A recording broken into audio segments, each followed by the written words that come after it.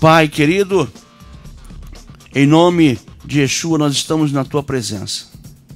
Pai, muito obrigado, Senhor, pela oportunidade de falarmos contigo. Obrigado, Deus, pelo Senhor nos proporcionar esse momento lindo. Um momento, um marco na nossa história. Pai, muito obrigado pela vida do pastor Keston. Muito obrigado pelos pastores que nos rodeiam. Pai, muito obrigado pelas pessoas das quais, Pai querido, nós temos amizade. Pai, abençoa a vida do pastor Keston, abençoa a vida da sua família, abençoa a sua igreja lá em São Paulo. Te peço também, Senhor, que o Senhor visite as famílias aqui no Rio de Janeiro, no São Paulo, no Brasil inteiro, no mundo inteiro. Pai, tenha misericórdia de nós com essa pandemia, Senhor. Nos guarda, nos protege. Seja com o Brasil, seja com o presidente da República, com os deputados federais, senadores, estaduais, os vereadores de todo o Brasil, os prefeitos e governadores. Só queremos isso, Pai, fazer o que o Senhor mandou, orar pelas autoridades. E assim eu te oro. Te oro pela autoridade da vida do pastor Keston, na minha vida. Seja conosco hoje e nos dê, Pai, o discernimento para que possamos falar do teu livro sagrado. Em nome de Yeshua. Amém e amém. Pastor Keston, bom dia. Shalom.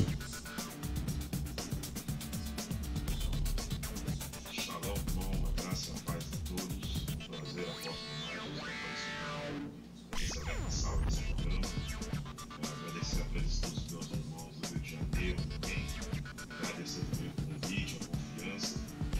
Quero agradecer a Deus também por estar com vocês aí. Também uma honra, uma satisfação grande estar com os irmãos aí. Glórias a Deus. Pastor, eu queria já começar metralhando logo.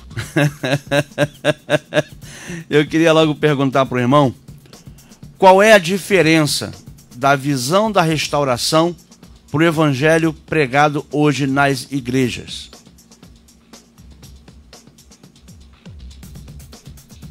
Ótima pergunta, pastor.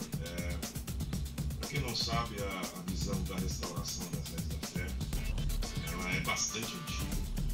Ela começou a ser fundamentada aqui no Brasil, assim, através de 20 anos aí pelo Ministério Inicial, usando os precursores desse trabalho aqui. Só que o mais interessante, Márcio, é que o Mateus, ele é um judeu crente, né? Ele tem um ministério voltado mais para os, no caso, para os judeus que no caso queira conhecer Cristo, né, Yeshua, e também tem um trabalho muito importante com a igreja, né? Inclusive nós temos esse vínculo de amizade, e nós estamos fazendo um trabalho aqui em São Paulo, São Bernardo do Campo, sobre a visão da restauração, que nós trabalhamos com a visão no sentido que a igreja é necessário voltar às suas raízes da fé, né?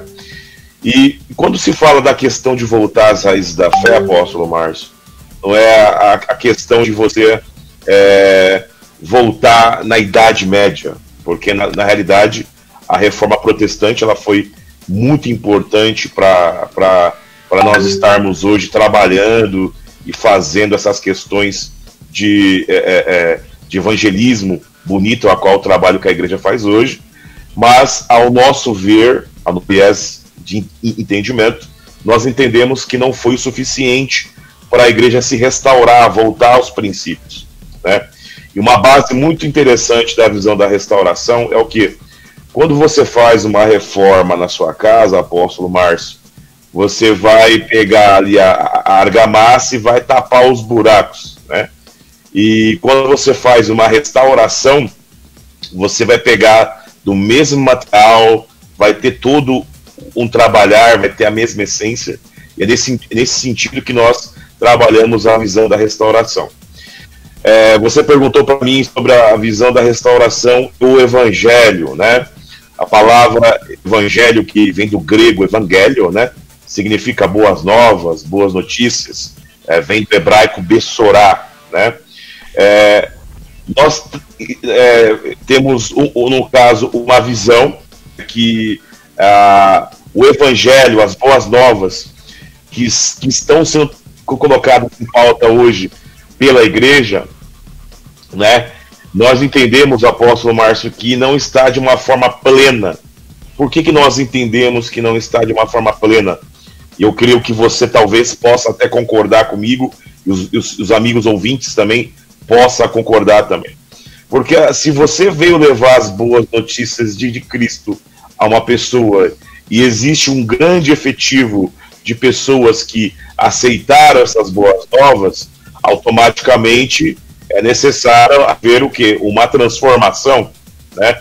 Eu costumo sempre utilizar uma frase do pastor Paul Washer, né? Paul Washer fala assim, que se você estiver numa rodovia e você bater de frente com uma carreta, você não vai ser a mesma pessoa, você vai mudar, no caso, da água para o vinho. E imagine você ter um encontro, bater de frente, um encontro com um Deus Criador que é imenso e poderoso. Isso automaticamente vai trazer uma mudança muito grande na sua vida. E a visão da restauração das raízes da fé referente ao Evangelho entende que se a igreja tivesse alcançado uma forma plena, a forma que os apóstolos entendiam no primeiro século, a igreja não estaria tão dividida, fragmentada como ela está hoje, apóstolo Marcos. Então, ou seja, a visão da restauração, ela visa não anular o trabalho que a igreja já fez, mas ela visa o que? Acrescentar algo que está faltando, né? Não só escatologicamente, mas também na questão bíblica, né? De vocês entender a Bíblia no seu contexto original, como Deus como centro, Israel como cumprimento profético das profecias, né? E a igreja como alicerce de algo enxertado na oliveira que é Israel, né? Então a visão da restauração, ela entende que falta uma plenitude, entende que falta algo mais amplo, né? Então a restauração dentro da questão do Evangelho, ela tenta trazer um upgrade aí, uma planificação do Evangelho do Messias, Jesus Cristo e Yeshua. Rapaz, a colocação que o pastor colocou aí é uma colocação muito, muito firme, e nós entendemos dessa forma. Eu sempre disse para o irmão, até no particular, né, que eu acho que a igreja de hoje, ela precisa de uma restauração. Aí eu te pergunto, em cima disso eu te pergunto, a igreja de hoje, a romanização da igreja, aqueles rudimentos romanos que ainda existem na igreja evangélica brasileira de hoje, como é que o senhor vê isso?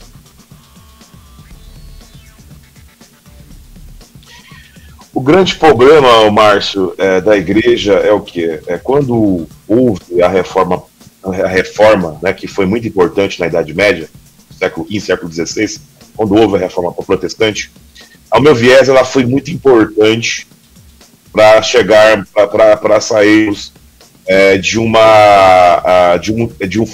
um fundamentalismo católico, né? Só que a reforma ela teve um viés, mais ou menos, uma duração de 150 anos de reforma. A reforma, ela não trouxe uma união para a igreja, né? Porque a reforma, os próprios reformistas, eles já começaram divididos. Nós sabemos que casa dividida ela não existe. Por exemplo, eu tive a honra de, o ano passado, em junho do ano passado, eu fiquei 2 meses fazendo um trabalho missionário lá na Suíça, e a Suíça, no caso, é um berço histórico da reforma, né? E você pode observar quando, por exemplo, eu tive a oportunidade de conhecer a Genebra de Calvino, eu tive a oportunidade de conhecer, né, Berna, Zurique, onde houve o trabalho de Eurico Zwingli ali, né? E quando você pega esses 2 principais reformistas importantes da história e você observa o trabalho dos dois, eles tinham pensamentos totalmente opostos e diferentes, né? Não existia uma união. Então, por exemplo, a reforma, ela foi boa, só que ela, na realidade, ela reformou dogmas católicos. A reforma, ela não foi até o primeiro século e restaurou aquilo que os apóstolos ensinavam. Pelo contrário, o próprio nome fala reforma protestante. Ou seja, houve pessoas que observaram a falha da Igreja Católica e começaram a protestar sobre essa falha. E a partir do momento que houve essa falha, que eles começaram a protestar sobre essas falhas, as pessoas tinham como base de fé de cada reformista. A base de fé era católica. Então, ou seja, se você não volta aos princípios das raízes, observa como a igreja andava no primeiro século, como que era o sistema de ensino, como que funcionava a comunhão entre os irmãos, se você não tem essa base, né, automaticamente vai acontecer o quê? Você, ao invés de você restaurar algo, você vai reformar algo que já existe, que seria os próprios dogmas católicos. No entanto, que você falou aí sobre a questão de romanismo, né, a igreja ela é bastante romanizada porque houve uma influência romana na igreja, né, e isso, a reforma, ela não rompeu totalmente. E a visão da restauração, tá, ela visa o quê? Não anular os reformistas, nós entendemos que eles tiveram um trabalho importante, mas mostrar que, ao mesmo tempo que a reforma teve acertos, ela teve erros, né? E a restauração, ela visa o quê? Ela visa restaurar a reforma não fez, né? Então, ou seja, de você voltar ao primeiro século, entender como que os judeus crentes ali, Paulo e os outros apóstolos, admoestavam as igrejas que viviam na Ásia ali, no sentido doutrinário, né? E eu vou falar uma coisa aqui com autoridade, o apóstolo Márcio. A igreja protestante, no quesito doutrinário, tá? Eu vou repetir, no quesito doutrinário, ela já começou dividida, né? E por isso que vocês observam hoje as várias denominações cristãs, o corpo é de Cristo, mas você pode observar que não há um entendimento entre o corpo de Cristo. Você vê que cada um quer trabalhar do seu jeito e da sua forma. E o que faz com que as pessoas entendam dessa forma é a questão doutrinária, né, diversificada, que surgiu desde a época dos reformistas, né? Então isso é algo muito interessante que eu entendo e trago para ser analisado não só por você, mas através dos seus ouvintes também. Ok. E vou te fazer uma pergunta dentro da atualidade. Por exemplo, nós estamos aqui no Brasil, né? Nós estamos no mês de dezembro. E mês de dezembro tem o mês de Nicolau, ou seja, o mês de Natal, né? E em Israel nós estamos aí no 6º dia hoje, vai completar, que é o 6º dia de Hanukkah, ok? E aí algumas pessoas, eu vejo algumas igrejas que até tentam colocar Hanukkah ou essas festas bíblicas, né? Ou as festas tradicionais, né? Judaicas, dentro da sua igreja. Mas algumas confundem, misturam o Natal com Hanukkah e substituem o Natal pelo Hanukkah ou o Hanukkah pelo Natal. E aí eu vou te perguntar. Claro que eu sei da resposta, mas eu tenho que te perguntar por causa dos ouvintes. Qual é a diferença entre Hanukkah, Natal e o que uma coisa tem a ver com a outra?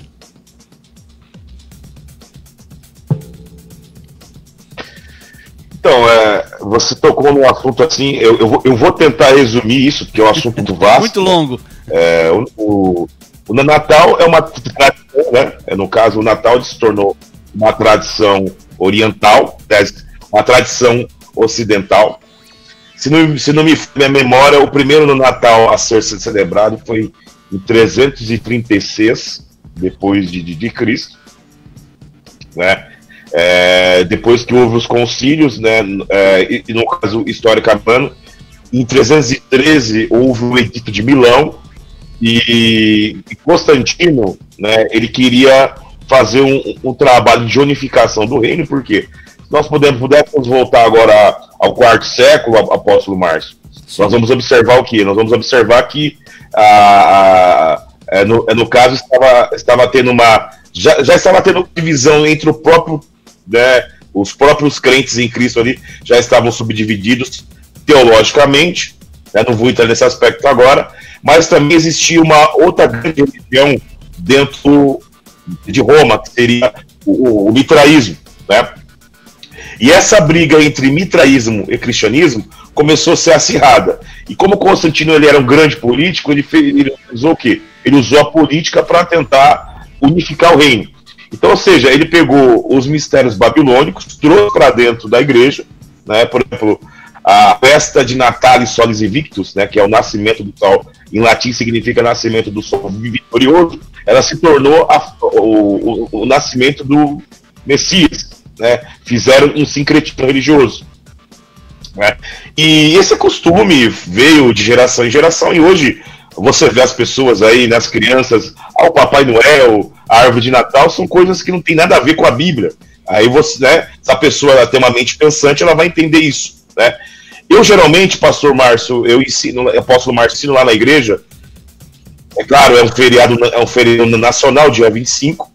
Se a pessoa quiser estar na sua casa, com a sua família ali, orando a Deus, né, ou fazer um churrasco com a família, aproveitar o feriado, eu não vejo problema nenhum.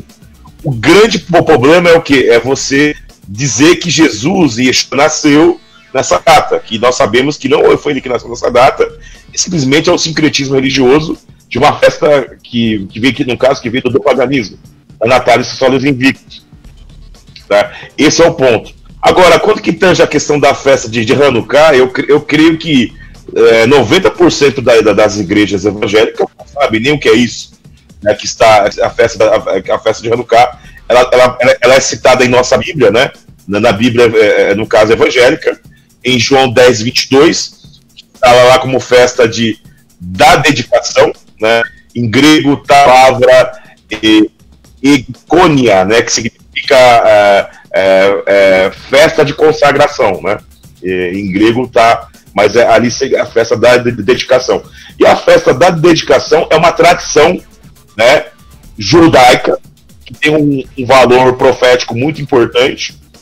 Paulo fala lá em 2 Tessalonicenses, capítulo 3, versos, para nós celebrarmos as boas expressões, né? E a festa ela cai próximo à festa de Natal. Ela tem um simbolismo muito interessante. Ela é conhecida como a festa das luzes, né? Porque ela conta o milagre que aconteceu no período intertestamentário, no século 3 a.C., quando o patriarcado de Alexandre o Grande tomou conta da região da Judéia ali, né? E Antíoco Epífanes ele profanou o templo e fez com que os macabeus, né, no caso que os macabeus eles viessem ali a sentir o zelo do Eterno e lutar contra, na época, o maior exército do mundo, que seria o exército do patriarcado de Alexandre. E eles milagrosamente venceram. No entanto, que eles tinham óleo ali para acender a menorá, né? A menorá de 7 haces, e o combustível que duraria apenas um dia, durou 8 dias milagrosamente, né? Então, por exemplo, essa festa tem um valor profético interessante, por quê? Porque quando Jesus ele chega ali, Yeshua chega ali em João capítulo 10, ele entra ali no templo nessa festa, conota que simbolicamente ele seria o milagre, seria também a luz para o mundo, né, para trazer ordem ao mundo. Então, a visão da restauração, ela traz essa tradição bíblica que o Messias celebrou dentro de um aspecto profético, né? E seria uma festa profética que ela traz algo de benefício para a pessoa, no sentido de conhecimento e, no caso, de bênção. Só que hoje, apóstolo Márcio, através da ignorância de algumas pessoas, através do desconhecimento de algumas pessoas, nós observamos que a igreja ela dá mais valor a festas romanizadas, que talvez que veio do paganismo, do que uma festa bíblica tem um valor profético muito grande. Então, a diferença entre as duas festas é o quê? Uma é o sincretismo religioso do Deus Sol, Tammuz, e a outra é um cumprimento profético de um milagre no período intertestamentário, né? E às vezes um cristão pode falar assim: ah, mas aquilo foi para o povo judeu, o que eu tenho a ver com isso? Nós temos tudo a ver com isso, porque se Antíoco Epífanes tivesse destruído o templo, o Messias não poderia ter vindo, né? Então, ou seja, Deus ele agiu com um milagre ali e mostrou que a luz do mundo estava ali na festa da dedicação, conhecida como Hanukkah, no intuito de demonstrar que Deus ele está no controle de todas as coisas e é a luz para toda a humanidade. E isso é uma coisa que não é muito ensinada nas igrejas. E as pessoas, às vezes, tem muitos pastores que conhecem a verdade e tem medo de falar a verdade para os seus membros, com medo de perder membros, ou então com medo de deixar as pessoas assustadas, né? Mas eu entendo que a verdade tem que ser dita doa quem doer. É verdade. E eu sempre digo, é verdade. Eu sempre digo na nossa igreja o seguinte: todo mundo é contra festas bíblicas na sua igreja. Nós na nossa igreja, nós tentamos fazer algumas, até porque nosso ministério é pequeno, e aqueles que a gente não consegue fazer a festa, a gente faz menção da festa, ou seja, lembra da festa. E o que eu fico mais triste é que existem igrejas, até mesmo tradicionalíssimas, né? Igrejas que estão aí há mais de 100 anos no nosso Brasil, no nosso país, e elas fazem questão de festejar o Natal com a simples desculpa de que é uma festa de família. E eu digo sempre, olha, festa na família a gente faz todo dia, todo ano, o ano inteiro. Eu acho que festa para a família a gente pode fazer o ano todo. Agora, as festas bíblicas têm as suas datas para serem feitas. Por que a igreja não faz isso? É aquela velha história, a velha máxima que o irmão colocou ainda agora aqui, da questão da romanização. Eles fizeram um protestantismo, mas continuam vivendo as raízes católicas, as raízes romanas, né? Bom, mudando o assunto, eu vou te fazer uma outra pergunta concernendo uma coisa que todo mundo tem dúvida. Até mesmo lá no grupo,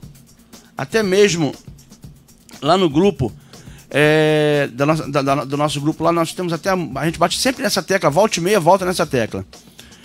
Eu queria que o irmão destrinchasse o que significa, dentro da visão da restauração, o Pai, o Filho e o Espírito Santo.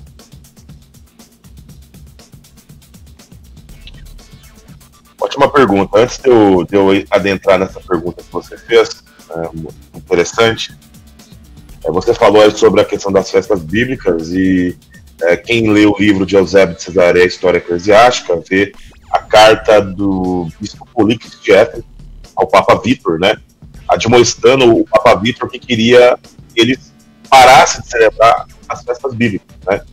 E houve uma empreitada da Igreja Católica de 300 anos para tirar as festas bíblicas da igreja, né? E eles conseguiram tirar, no entanto, que hoje as igrejas ela não têm o costume mais de celebrar as festas bíblicas, mas historicamente você vai, no caso, observar que até o século IV os discípulos de Yeshua, de Jesus, celebravam as festas bíblicas, e a Igreja Católica, quando começou já como sistema religioso, eles anularam a questão das festas bíblicas. E você me fez uma pergunta sobre a questão do Pai, Filho e Espírito Santo, né, que é um assunto bem polêmico, que eu queria que falar sobre a divindade do Pai e de seu Filho e a ação do seu Espírito. Eu creio que você poderia marcar um dia até para a gente só destrinchar só sobre isso, mas você falou de uma trindade, né, que é ensinada aí fora, e a visão da restauração, ela crê na ação do Pai, né, na ação do Filho, do Espírito, só que nós entendemos de uma forma diferente, né, do que a igreja, no caso evangélica, protestante convencional, entenda. Nós entendemos que a trindade ela é um dogma surgido na metade do século II por Tertuliano, né? E E os próprios precursores desse dogma trinitariano, eles não têm um pensamento único, eles não têm um pensamento monolítico. Geralmente as pessoas, quando me perguntam sobre a Trindade, né, eu faço a pergunta da seguinte forma: qual tipo de Trindade que você crê? A Trindade subordinalista ou a Trindade co-substancialista? Porque as igrejas têm isso como estatuto de fé, mas muitas vezes não sabem nem qual tipo de Trindade a qual eles creem. Tertuliano, ele cria na Trindade subordinalista, e Agostinho, no século IV, ele desenvolveu, né, na sua obra aí, a Trindade co-substancialista, né? E, apóstolo Márcio, ambas as vertentes têm falhas, né? Agora, para mim trazer todas essas falhas aqui, eu precisava de umas 2 horas de programa, porque é muita coisa para a gente abordar. Mas eu posso adiantar o quê? Eu posso adiantar para você que a visão da restauração crê que o Pai é um e que se manifesta através da sua palavra, Verbo encarnado Jesus Cristo, Yeshua HaMashiach, e também, se o Pai é Espírito, ele se manifesta através do seu Espírito Santo, né, que seria, a palavra Espírito Santo significa Espírito separado, né? Se Deus é Espírito, ele se manifesta Espírito, e o Espírito de Deus, ele aborda a onisciência, onipotência e onipresença de Deus. Nós não entendemos como 3 pessoas, mas nós entendemos que é uma pessoa que se manifesta através da palavra, que é Cristo, e através do seu sopro, né, que é a sua manifestação. Nós entendemos dessa forma aí, para falar de uma forma mais simples, para que as pessoas entendam. Ok, eu tenho uma pergunta para você que chegou aqui. Não sei se você está vendo aí, tem uma pessoa junto comigo aqui, o apóstolo, aqui, o rapaz que vai fazer o próximo programa depois da gente, apóstolo Daniel Santos. Ele faz uma pergunta aqui: qual festa bíblica que tem uma ordenança apostólica ou do próprio Senhor Jesus? Não, eu também quero lembrar que ele também faz festa bíblica, muito tá? Importante,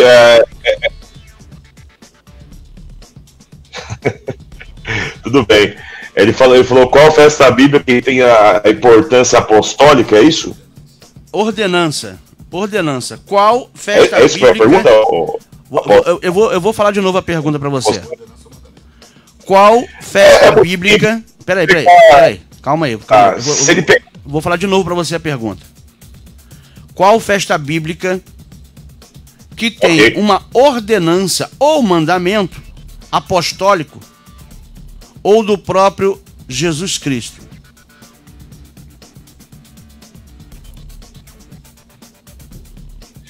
Ótima pergunta que ele fez. Todas as festas bíblicas foram celebradas pelos apóstolos, inclusive quando ele observar Atos capítulo 2, ali estava sendo celebrada a festa de Pentecostes. Os apóstolos estavam fazendo o que ali? Em Atos capítulo 2, em Pentecostes?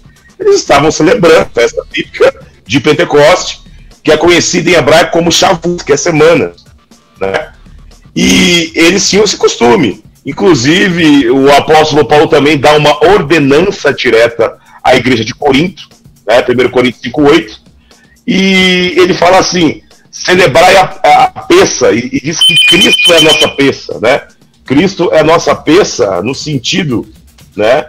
Cristo é nossa peça no sentido, né? Cristo é nossa peça no sentido, a nossa Páscoa, no sentido dele ser a passagem do cativeiro para a liberdade. Então, ou seja, sempre quando um cristão ele celebra a Páscoa, ele celebra a passagem da saída do Egito para a liberdade, que seria o significado da festa de Páscoa.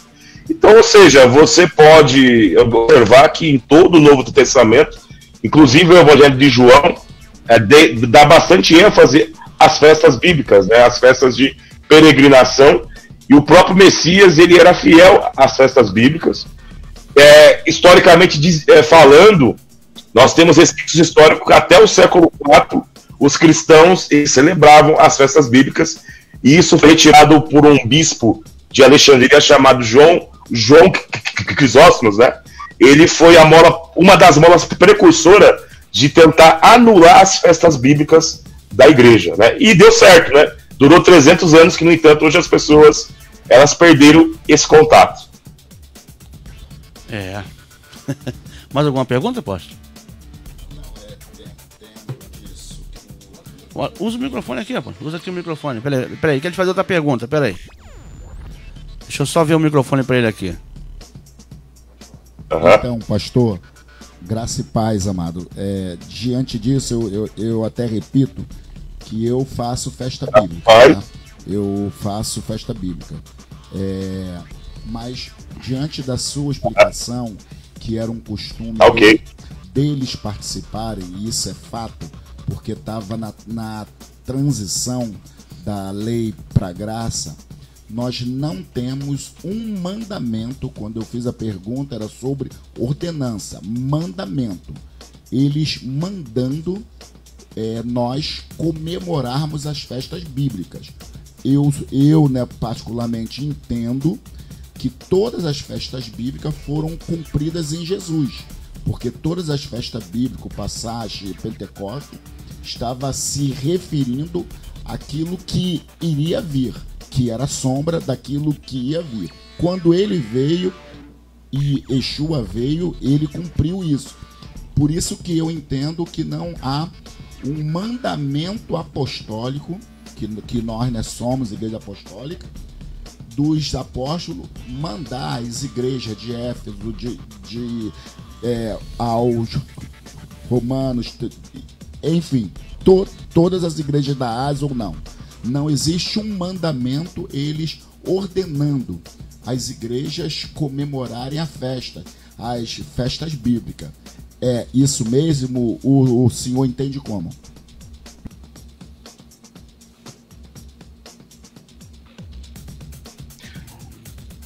Oi, alô? Bom, saiu meio falado o seu áudio aqui, mas eu vou responder o que eu ouvi aqui, tá?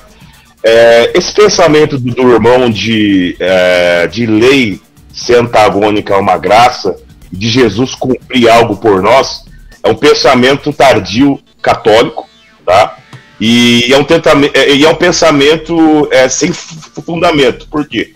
Porque a palavra cumprir ali, o próprio Cristo, ele fala lá em Mateus 5,17, órgãos que não vim destruir a lei e os profetas, eu vim cumprir. A palavra cumprir ali em grego é plerosai, significa cumprir no sentido de tornar aplicável aquilo que foi citado na lei e nos profetas. Quando você pega o aramaico pirco, você vai encontrar a palavra mila, né, que é tornar real, né? E você falou algo muito interessante, que as igrejas da Ásia não celebravam as festas bíblicas. Historicamente, nós temos resquícios históricos que todas as igrejas, até o quarto século, celebravam as festas bíblicas, né? E tirado da igreja católica pelo Papa Vitor, né? Por volta do século V, né? Então, ou seja, respeito o seu entendimento teológico, mas não concordo, porque esse pensamento é um pensamento romanista tardio, que surgiu pela Igreja Católica, tá? E nós temos resquícios históricos e bases bíblicas para mostrar que os discípulos celebravam as festas bíblicas. Você pode observar isso em Coríntios, em Atos, tá? Então esse pensamento de as festas foram cumpridas em Cristo é um pensamento, no caso, bastante equivocado. Por quê? Lá em Levítico capítulo 23 fala de 7 festas bíblicas. As primeiras 3 festas foram já aplicadas profeticamente. Já a festa de Yom Teruah, que é o anúncio do veredito, que está centralizada em Apocalipse ali no toque das trombetas, ela não aconteceu ainda. A festa de Yom Kippur, que tipifica a saída do sumo sacerdote do tabernáculo para trazer o edito, simboliza Jesus Cristo voltando do tabernáculo celestial para trazer o veredito daqueles que mantêm o seu nome no livro da vida, não aconteceu ainda. E a festa de tabernáculos, que representa as bodas do Cordeiro, ela ainda não aconteceu ainda. Então, não foi cumprir em Cristo. Cristo, ele anuncia, né, esses cumprimentos proféticos. Elas têm esse simbolismo profético muito importante e muito interessante, né? E quem tem esse entendimento mais amplo, fica mais fácil de entender esses aspectos. Eu convido o apóstolo que fez a pergunta e os ouvintes a participar dos nossos grupos, porque falar aqui pela rádio, o tempo é muito curto, não dá para falar tudo, mas nós temos as bases bibliográficas acadêmicas sólidas para comprovar isso para você, historicamente falando. Inclusive, o grande teólogo alemão, um dos maiores do mundo, o Dr. Guido Baltz, ele traz esse tipo de ensinamento também, né? E nós sabemos que a teologia alemã, ela é praticamente muito bem fundamentada e bem conhecida em todo o mundo, através da nova perspectiva. Pastor Keston, eu vou para o seguinte ponto. Eu acho que desde que lá diz, a palavra de Deus diz que é mandamento perpétuo. Perpétuo não seria para sempre? Exatamente. A palavra perpétua ali, o apóstolo Márcio, é a palavra hebraica olã. Olã é sempre. Então, ou seja, qual foi a função do Messias? O Messias, ele planificou aquilo que está na lei e nos profetas, né? A Torá, que seria a lei de Deus, ela é o prólogo, os profetas é a narrativa e o Novo Testamento é o epílogo, que seria a conclusão narrativa. Então, ou seja, seria uma planificação de todas as coisas no Messias, no sentido dele fazer aquilo se tornar aplicável. Até porque, né, pastor, eu vejo dessa visão assim, se as festas bíblicas se cumpriram em Jesus, como o apóstolo Daniel está colocando aqui, muita coisa também se cumpriu em Jesus e nós não precisamos fazer hoje. Já se cumpriu em Jesus. Eu vejo dessa forma. Mas o apóstolo quer fazer uma outra pergunta. Então, pastor, eu quero, né, agradecer ao senhor. As minhas perguntas, de maneira alguma, são né, para criar polêmica. Não, peraí. Mas é para criar polêmica mesmo. Não, é apenas para metralhar o pastor Keston, para metralhar ele. É apenas para esclarecer, porque nós, né, sabemos que temos ouvintes e muitos deles, né, têm, né, dúvidas. Então, só estou querendo acrescentar aqui. Eu não falei que os discípulos, isso é, que a igreja primitiva não participava de festas bíblicas. Não. Eles participavam de todas as festas bíblicas. Eu estou falando sobre no nascimento da igreja, nós não temos referência apostólica de mandamento para se cumprir as festas bíblicas. Há uma diferença. Eles cumpriam, eles participavam, mas Paulo, principalmente, ele não deu mandamento para as igrejas, diante de muitos que ele deu, para ver o cumprimento, isso é, para a igreja cumprir as festas bíblicas. E outra coisa, quando o apóstolo Márcio usou a palavra que as festas seriam perpetuamente, é na mesma palavra hebraica quando diz de sacrifício. Tinha que ser perpetuamente. E nós não sacrificamos em termos na mesma forma que os judeus naquela época eles sacrificavam. Então eu queria saber do senhor se existe esse mandamento da igreja de alguns apóstolos, por isso que a minha pergunta foi sobre mandamento, ordenança, não que eles faziam, mas sim uma ordenança principalmente para a igreja gentis.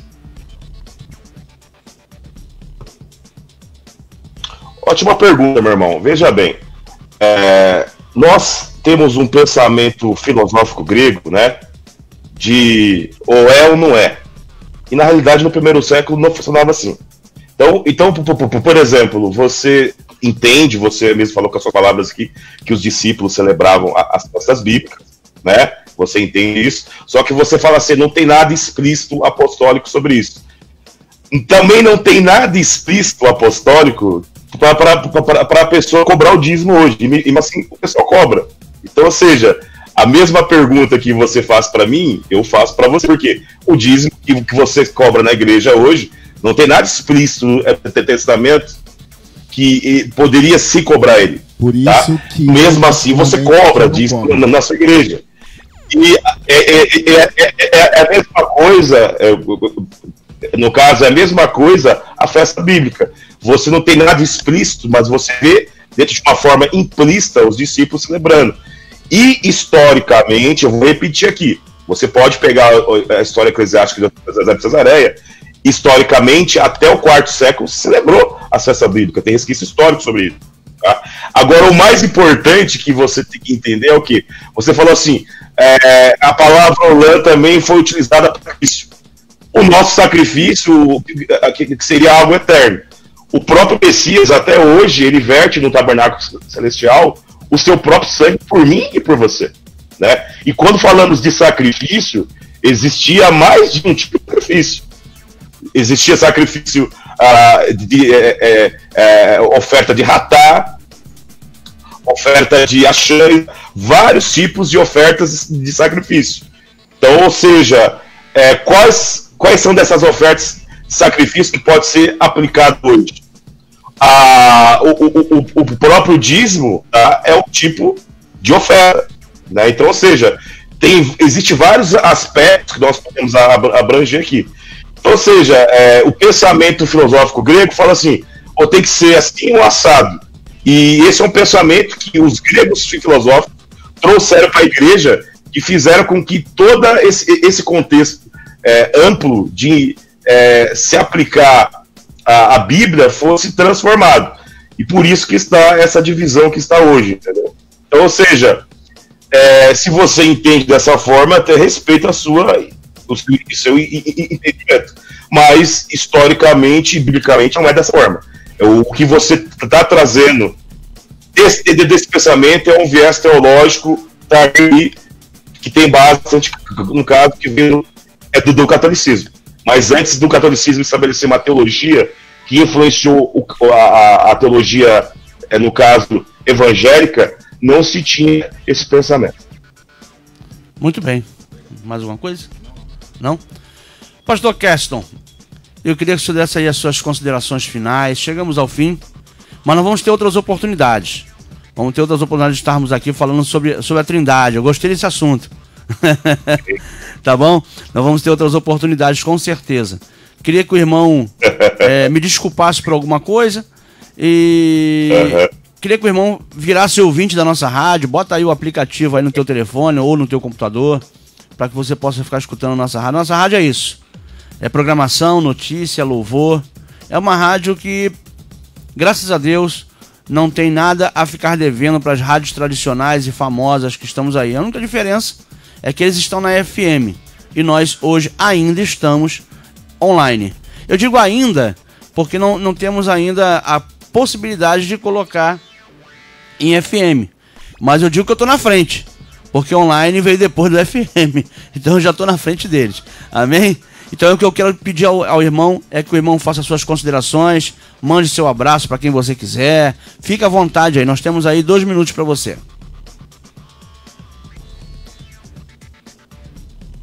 Amém, meu irmão. Eu queria agradecer ao apóstolo Márcio o convite e a credibilidade. Quero fazer um pequeno merchan aqui também.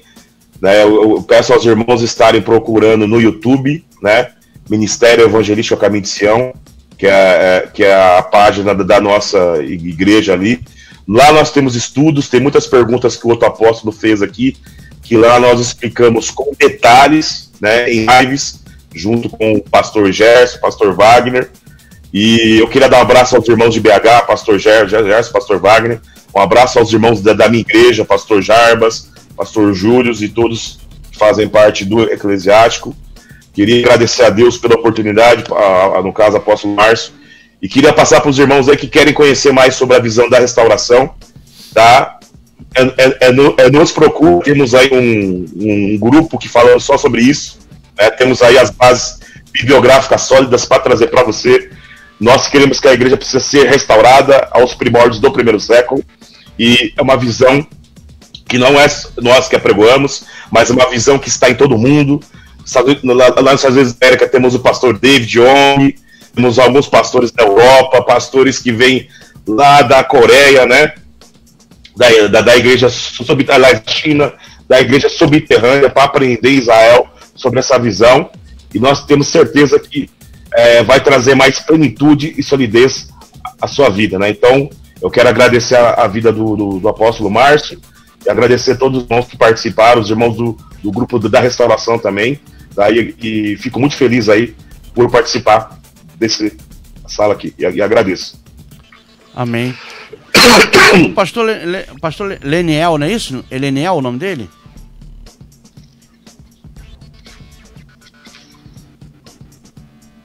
Leniel.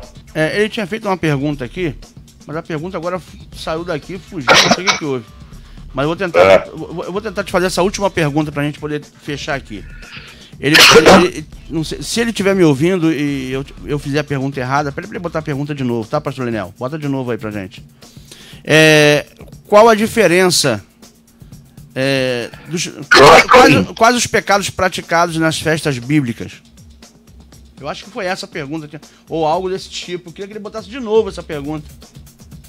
Uma pergunta muito interessante. Qual a diferença? Como é que é a pergunta? Qual a diferença? Qual a relação entre festas bíblicas e pecados das festas bíblicas? Eu não entendi bem. Pena que entrou aqui. Eu não consegui entender também a pergunta. Eu também não. Formular a pergunta, eu confesso ao irmão que entrou aqui a pergunta.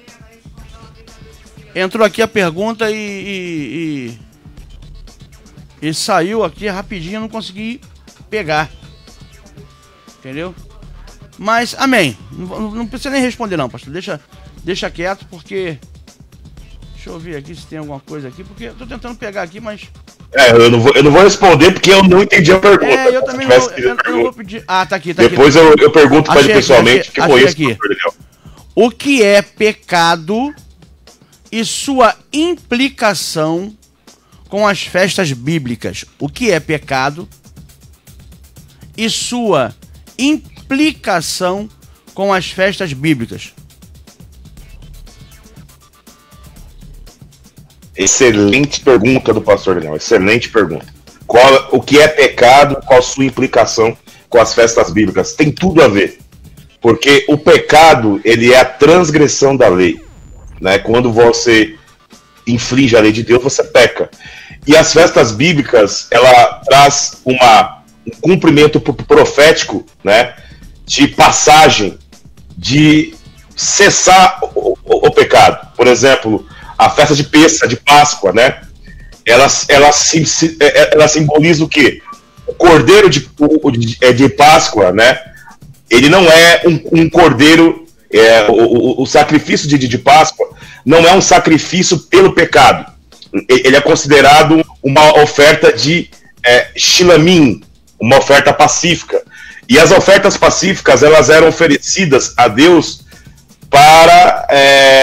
em forma de agradecimento, em forma de reconciliação, né? Então, ou seja, a festa bíblica de Páscoa, ela representa a reconciliação de um povo que estava na servidão do Egito, em pecado, com o Eterno. E Cristo, ele seria uma oferta de agradecimento, de reconciliação entre o homem, né, e o Deus vivo de Israel. A festa de pães asmos, eu vou dar um exemplo, né? A festa de pães asmos, que seria o pão sem fermento, né? Faz com que o velho fermento seja deixado no Egito para que a pessoa se revista do novo fermento. E o apóstolo Paulo faz essa analogia, né?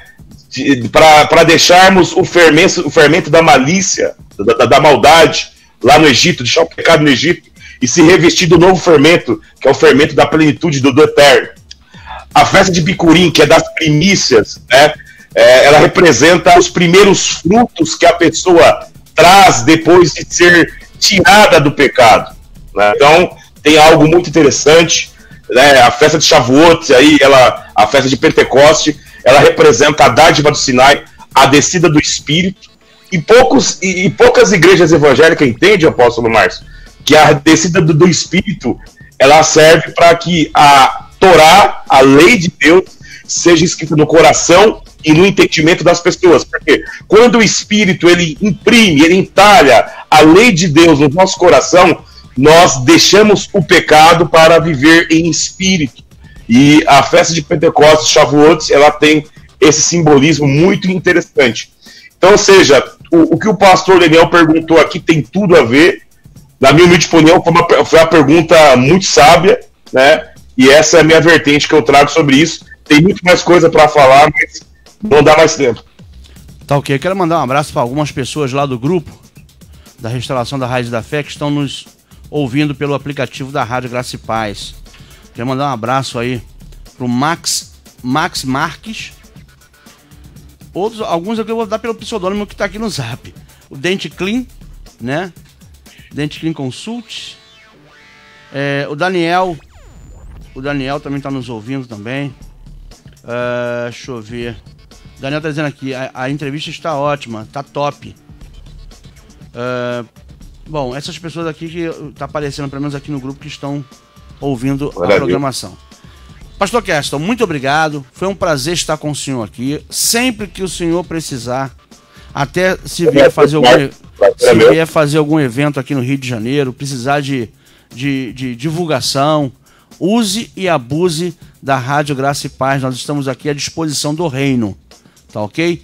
Do reino, seja lá um evento, amém, um evento da restauração, um evento do Zandona, um evento seu, não interessa. Só me comunicar, me mandar o spot e a gente coloca aqui para rodar na rádio sem problema nenhum. E eu estendo essa rádio também para os irmãos do grupo da restauração.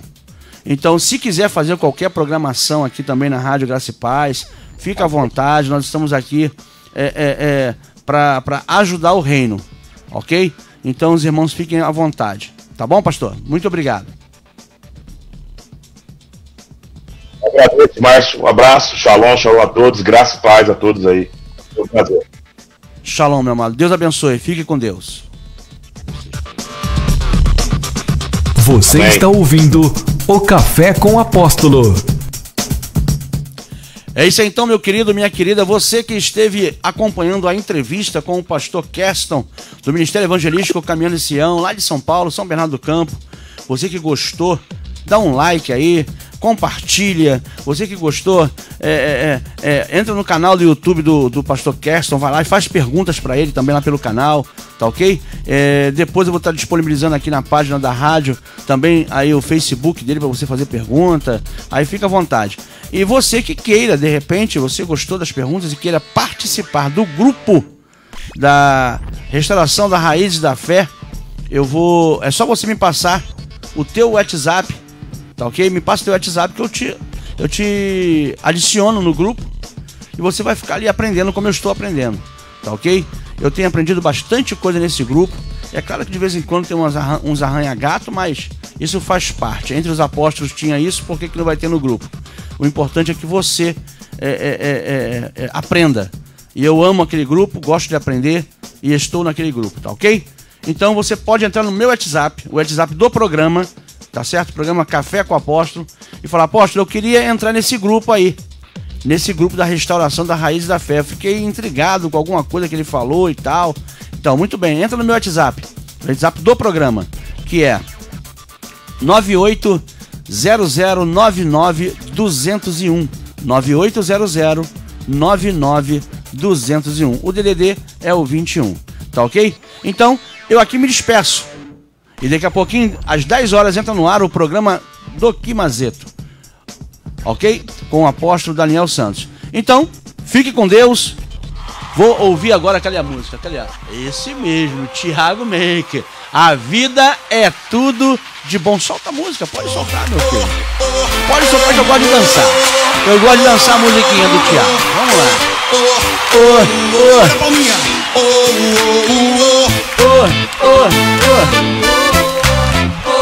Eu gosto de ouvir a musiquinha do Thiago. A vida é tudo de bom. A vida é tudo de bom. A vida é tudo de bom. Fique com Deus. Eu ando sorrindo à toa. Shalom. Graça e paz. A paz do Senhor. Bom dia pra você. Eu fui. Tchau. Eu vou contar pra todo mundo. Jesus é a vida. Eu vou cortando as estradas do Brasil. Eu vou passo em Goiânia, minha terra linda. E de lá eu vou pra capital do Brasil. Linda Brasília, linda Brasília. Vou visitando os 4 cantos do Brasil. Eu vou Minas Gerais, Rio de Janeiro, Mato Grosso, Salvador, Iabá, Maranhão, São Paulo, levando o verdadeiro amor. Brasil é do Senhor. Se Deus fizer chover, vou adorar. Na chuva, na chuva, na chuva, na chuva. Mas se o sol aparecer, vou adorar. É no calor do sol. Você pode declarar isso com força. Quero ouvir vocês. Se Deus fizer chover, eu vou. Na chuva, na chuva, na chuva, na chuva. Mas se o sol aparecer, eu vou adorar. No calor do sol. Joga a mãozinha pra cima e vem.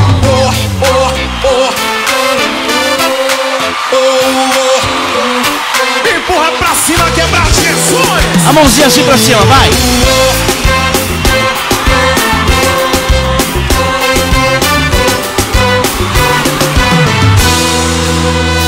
Eu vou voltando pras estradas do Brasil. Eu vou.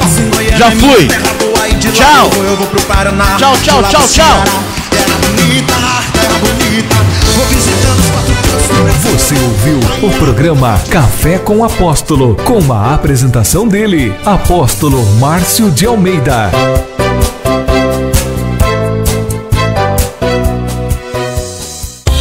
CEMAP, Centro Médico Ambulatorial Popular. Consultas médicas em diversas especialidades. Exames complementares como raio-x geral, ultrassonografia, ecodoppler, tomografia computadorizada e outros.